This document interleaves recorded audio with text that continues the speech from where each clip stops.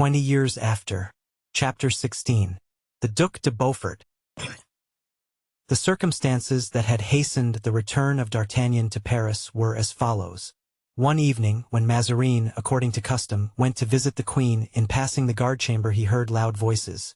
Wishing to know on what topic the soldiers were conversing, he approached with his wonted wolf-like step, pushed open the door and put his head close to the chink. There was a dispute among the guards. I tell you, one of them was saying, that if Coysel predicted that, 'tis as good as true.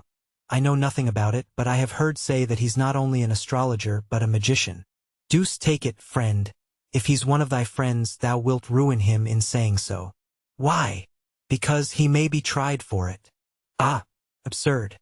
They don't burn sorcerers nowadays. No. 'Tis not a long time since the late cardinal burnt Urban Grandier, though. My friend, Urban Grandier wasn't a sorcerer, he was a learned man. He didn't predict the future, he knew the past. Often a more dangerous thing. Mazarin nodded an assent, but wishing to know what this prediction was, about which they disputed, he remained in the same place.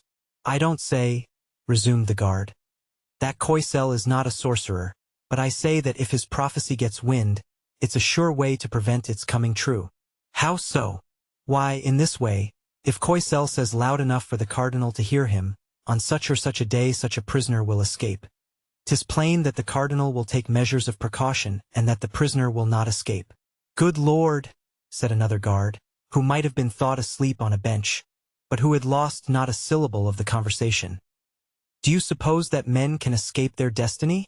If it is written yonder, in heaven, that the Duc de Beaufort is to escape, he will escape, and all the precautions of the cardinal will not prevent it. Mazarin started. He was an Italian and therefore superstitious. He walked straight into the midst of the guards, who on seeing him were silent. What were you saying? He asked with his flattering manner. That Monsieur de Beaufort had escaped, were you not? Oh, no, my lord, said the incredulous soldier. He's well guarded now. We only said he would escape. Who said so? Repeat your story, Saint Laurent, replied the man, turning to the originator of the tale. My lord, said the guard, I have simply mentioned the prophecy I heard from a man named Coysel, who believes that, be he ever so closely watched and guarded, the Duke of Beaufort will escape before Whitsuntide. Coysel is a madman, returned the cardinal. No, replied the soldier, tenacious in his credulity. He has foretold many things which have come to pass. For instance, that the Queen would have a son, that Monsieur Coligny would be killed in a duel with the Duc de Guise, and finally that the coadjutor would be made cardinal. Well, the Queen has not only one son, but two. Then, Monsieur de Coligny was killed, and— Yes, said Mazarin. But the coadjutor is not yet made cardinal. No, my lord, but he will be, answered the guard. Mazarin made a grimace, as if he meant to say, but he does not wear the cardinal's cap.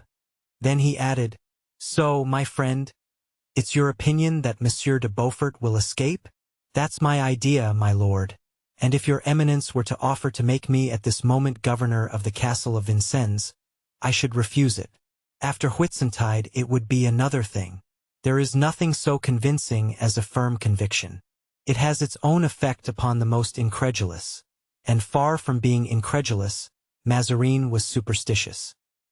He went away thoughtful and anxious and returned to his own room, where he summoned Bernouin and desired him to fetch thither in the morning the special guard he had placed over Monsieur de Beaufort and to awaken him whenever he should arrive. The guard had, in fact, touched the cardinal in the tenderest point. During the whole 5 years in which the Duc de Beaufort had been in prison, not a day had passed in which the cardinal had not felt a secret dread of his escape.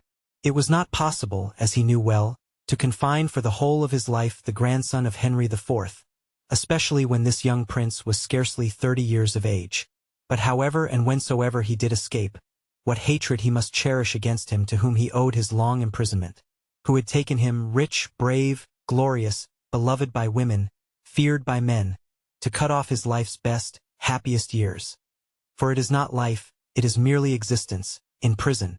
Meantime, Mazarin redoubled his surveillance over the Duke. But like the miser in the fable, he could not sleep for thinking of his treasure. Often he awoke in the night, suddenly, dreaming that he had been robbed of Monsieur de Beaufort.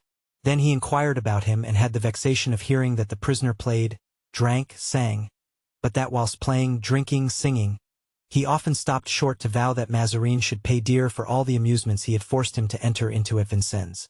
So much did this one idea haunt the cardinal even in his sleep, that when at 7 in the morning Bernouin came to arouse him, his first words were, "Well, what's the matter?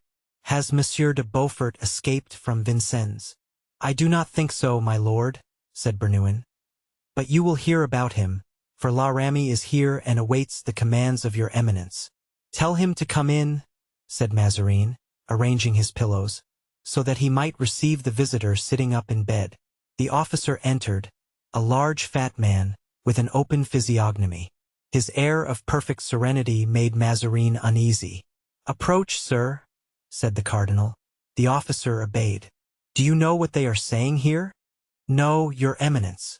"Well, they say that Monsieur de Beaufort is going to escape from Vincennes, if he has not done so already." The officer's face expressed complete stupefaction. He opened at once his little eyes and his great mouth, to inhale better the joke his eminence deigned to address to him, and ended by a burst of laughter, so violent that his great limbs shook in hilarity as they would have done in an ague. "Escape, my lord! Escape! Your eminence does not then know where Monsieur de Beaufort is?" "Yes, I do, sir." "In the dungeon of Vincennes?" "Yes, sir. In a room, the walls of which are 7 feet thick, with grated windows, each bar as thick as my arm."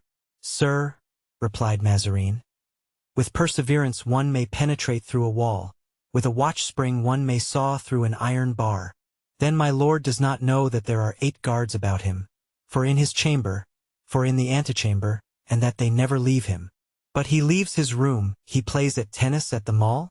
"Sir, those amusements are allowed, but if your eminence wishes it, we will discontinue the permission." "No, no!" cried Mazarin, fearing that should his prisoner ever leave his prison, he would be the more exasperated against him if he thus retrenched his amusement. He then asked with whom he played. "My lord, either with the officers of the guard, with the other prisoners, or with me." "But does he not approach the walls while playing?" "Your eminence doesn't know those walls. They are 60 feet high, and I doubt if Monsieur de Beaufort is sufficiently weary of life to risk his neck by jumping off." "Hum," said the cardinal, beginning to feel more comfortable. "You mean to say, then, my dear Monsieur La Ramee, that unless Monsieur de Beaufort can contrive to metamorphose himself into a little bird, I will continue answerable for him." "Take care. You assert a great deal," said Mazarin. Monsieur de Beaufort told the guards who took him to Vincennes that he had often thought what he should do in case he were put into prison, and that he had found out 40 ways of escaping. "My lord, if among these 40 there had been one good way, he would have been out long ago." "Come, come, not such a fool as I fancied," thought Mazarin.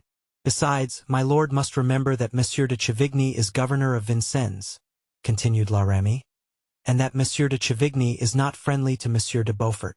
"Yes, but Monsieur de Chavigny is sometimes absent. When he is absent, I am there." "But when you leave him, for instance?" "Oh, when I leave him, I place in my stead a bold fellow who aspires to be His Majesty's special guard. I promise you he keeps a good watch over the prisoner. During the 3 weeks that he has been with me, I have only had to reproach him with one thing, being too severe with the prisoners." "And who is this Cerberus?" "A certain Monsieur Grimaud, my lord." "And what was he before he went to Vincennes?" "He was in the country, as I was told by the person who recommended him to me." "And who recommended this man to you?" "The steward of the Duc de Gramont." "He is not a gossip, I hope?" "Lord a mercy, my lord, I thought for a long time that he was dumb. He answers only by signs. It seems his former master accustomed him to that."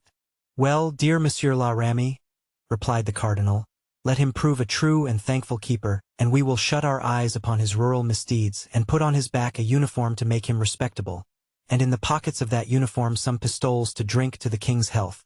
Mazarin was large in promises, quite unlike the virtuous Monsieur Grimaud so bepraised by La Ramee, for he said nothing and did much. It was now 9 o'clock. The cardinal, therefore, got up, perfumed himself, dressed, and went to the queen to tell her what had detained him.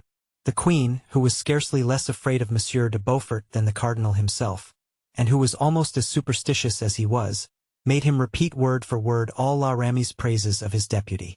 Then, when the cardinal had ended, "Alas, sir, why have we not a Grimaud near every prince?" "Patience," replied Mazarin with his Italian smile. "That may happen one day, but in the meantime, well, in the meantime, I shall still take precautions." And he wrote to D'Artagnan to hasten his return.